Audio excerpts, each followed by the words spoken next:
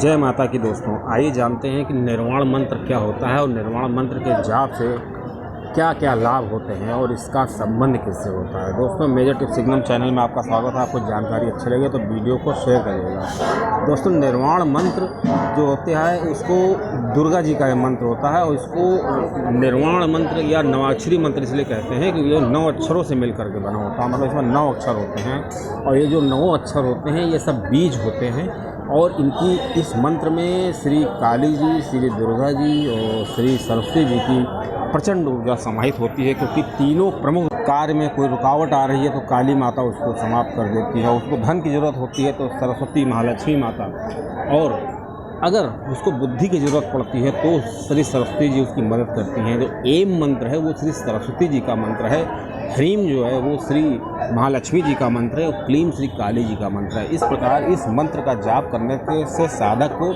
सभी प्रकार की सुख सुविधाएं मिल जाती है और उसको किसी भी प्रकार की चिंता करने की ज़रूरत नहीं होती है। और ये तीनों देवियां जो होती हैं, श्री ब्रह्मा विष्णु महेश त्रिदेव, जो पूरा संसार चला रहे हैं, ब्रह्मांड चला रहे हैं, उनकी शक्तियां होती हैं।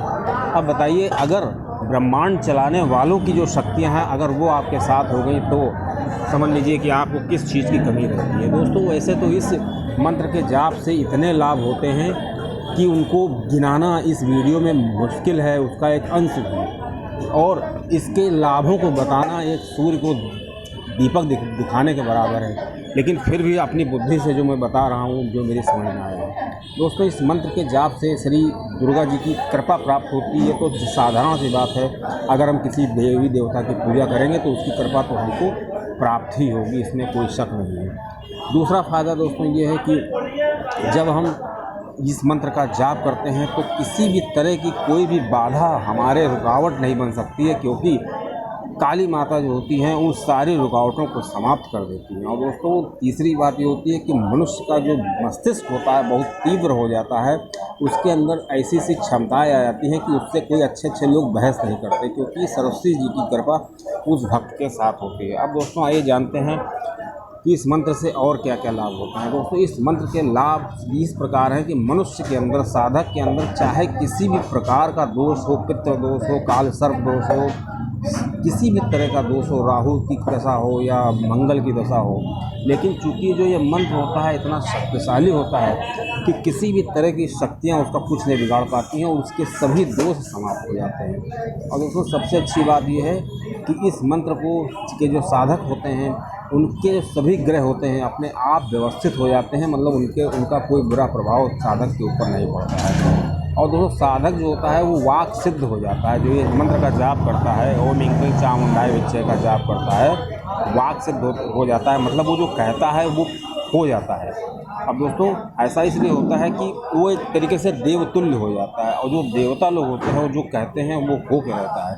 दोस्तों, अगला लाभ ये होता है कि जो साधक होता है वो वरदान देने लायक बन जाता है। मतलब जो ऐं ह्रीं क्लीं चामुंडाय विच्चे मंत्र का जाप करता है तो उसके अंदर इतनी शक्ति आ जाती है कि वो वाक सिद्ध होने के कारण किसी को अगर कुछ कह देता है, मान लो उसके पास कोई गरीब आया, उसने ऐसा कहा मेरे पास धन नहीं, तो उसने कहा ठीक है जाओ तुम्हारे पास धन हो जाएगा, तो उसके लिए कैसे भी माता को धन की व्यवस्था करना पड़े, क्योंकि उसने कह दिया है, इसलिए वो जो धन है उसको प्राप्त हो के रहेगा।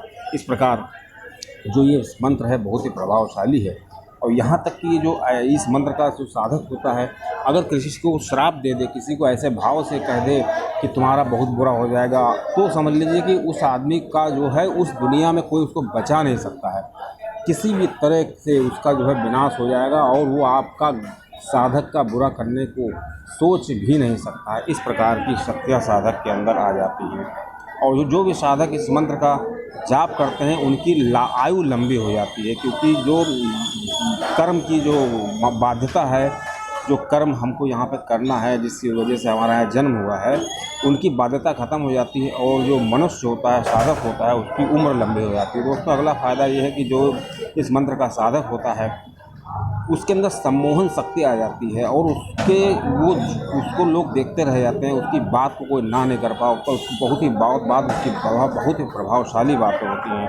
इस प्रकार जो इस मंत्र के साधक होते हैं कोई मामूली नहीं होते हैं, क्योंकि उनके साथ भी दुर्गा माता की शक्ति होती है। और दोस्तों, अगला जो फ़ायदा इस मंत्र से ये है कि जिस मंत्र के साधक जो होते हैं उनको किसी प्रकार की कोई भी तंत्र बाधा उसका कुछ नहीं बिगाड़ सकती है, क्योंकि सबसे बड़ा तंत्र मंत्र यही है, ओम ऐं ह्रीं क्लीं चामुंडाय विच्चे, क्योंकि दुनिया की सारी शक्तियाँ इन बीज मंत्रों में हैं।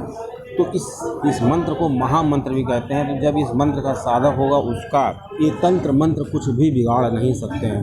और दोस्तों सबसे अच्छी बात ये होती है, जो ये साधक होते हैं उनके जो मस्तिष्क होते हैं काफ़ी ज़्यादा शांत होते हैं और उनके घर में किसी प्रकार का कोई कलेश नहीं होता है। उनके घर के जो सदस्य होते हैं वो आपस में मिलजुल कर रहते हैं और किसी में किसी भी प्रकार की राग द्वेष की भावना नहीं रहती है और सब आपस में मिल करके रहते हैं।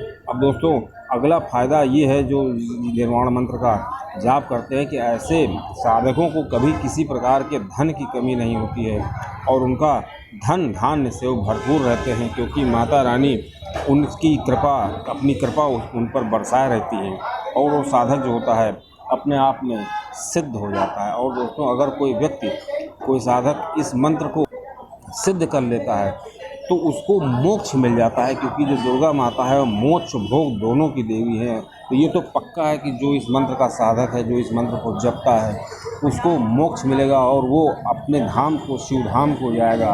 अब दोस्तों इस मंत्र का जो साधक होता है उसमें इस तरह की सबसे अच्छा विश्वास आत्मविश्वास आ जाता है, क्योंकि उनके अंदर इतना आत्मविश्वास आ जाता है कि कभी भी किसी के सामने वो डरते नहीं हैं। और डर नाम की तो चीज़ ही नहीं होती है और दुनिया की सारी शक्तियाँ जो होती हैं उनसे वो पूरी तरीके से डर उनका ख़त्म हो जाता है।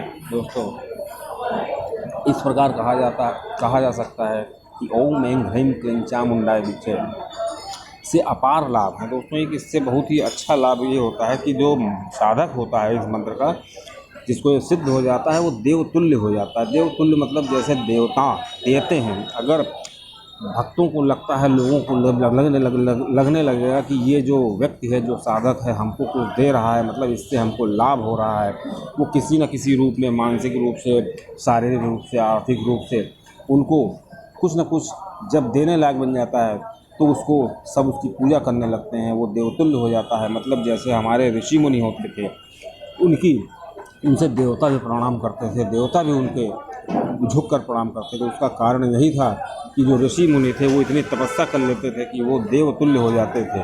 इसी प्रकार जो ये साधक होते हैं एवं श्री ओम ऐं ह्रीं क्लीं चामुंडाय विच्चे के, वो देवतुल्य हो जाते हैं। मतलब उनकी जो बात होती है उनको कोई काट नहीं सकता है और उनकी सब बहुत इज्जत करते हैं। दोस्तों अगला जो फ़ायदा ये है, और इसका जाप करने से कि व्यक्ति अगर सप्तशती का पाठ करे या ना करे, केवल अगर वो निर्वाण मंत्र का ही जाप करता है तो यही जाप उसके लिए काफ़ी है। और जो निर्वाण मंत्र का जो साधक जाप करते हैं उनकी एक सबसे ख़ास बात होती है कि उनकी बात को कोई काट नहीं सकता। जो वो कह देते हैं वो हो के रहता है और इसीलिए सब उनसे इतना डरते हैं कि कहीं ऐसा ना हो, कोई ऐसी बात वो कह दे कि उनके साथ कुछ ऐसा हो जाए। दोस्तों ऐसे साधकों के जीवन में कभी किसी प्रकार की कठिनाई नहीं आती है, क्योंकि जो कठिनाई आने वाली होती है उससे पहले ही वो दूर हो जाती है, क्योंकि ऐसी माता की उनके पर कृपा होती है। दोस्तों इस प्रकार जो ओम ऐं ह्रीं क्लीं चामुंडाय विच्चे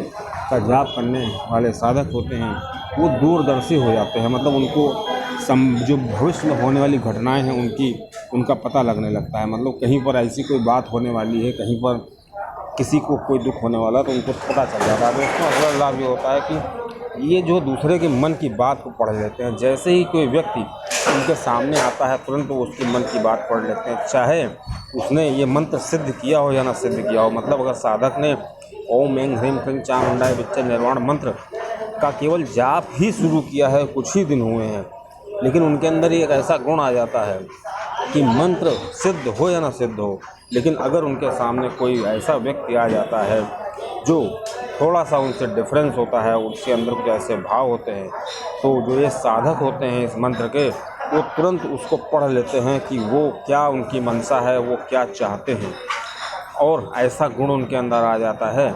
ये सब देवी माता की कृपा होती है, क्योंकि जो माता के भक्त होते हैं उनके अंदर सबसे अच्छी बात ये होती है कि उनकी कुंडलिनी का जागरण होने लगता है। कुंडलिनी का जागरण के लिए सबसे पहले हमारा जो आज्ञा चक्र है और मूलाधार चक्र है वो सक्रिय होता है। अब दोस्तों मूलाधार चक्र ही भी एक तरीके से दुर्गा जी की शक्ति होती है वहाँ पे। तो जब ये मूलाधार चक्र सक्रिय